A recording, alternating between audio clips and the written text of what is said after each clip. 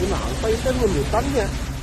Syederun sebuah bus pariwisata mengalami kecelakaan dan masuk ke jurang di Jalan Raja Polah, Kabupaten Tasikmalaya, Jawa Barat pada Sabtu 25 Juni 2022 dini hari. Diketahui, bus pariwisata yang membawa rombongan guru SD Sayang Kecamatan Jatinangor, Sumedang tersebut terjun ke jurang sedalam 10 meter yang di bawahnya terdapat sungai di Jalan Raya Nasional Bandung Tasikmalaya, Betulan Cirende, Desa Manggung Sari, Kecamatan Raja Polah, Kabupaten Tasikmalaya. Akibat kecelakaan bus pariwisata tersebut, 3 orang penumpang meninggal dunia, 4 orang mengalami luka berat serta belasan lainnya mengalami luka-luka.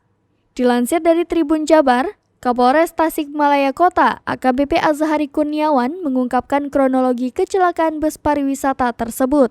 Azhari mengatakan awalnya bus pariwisata yang mengangkut rombongan guru SD Sayang Sumedang ini akan berwisata ke Pangandaran. Namun, pada saat tiba di lokasi kejadian, bus mengalami oleng ke kiri dan langsung masuk ke jurang. Hingga saat ini Azhari masih belum mengetahui detail penyebab kecelakaan tersebut. Dugaan sementara, kecelakaan terjadi karena sopir yang mengantuk.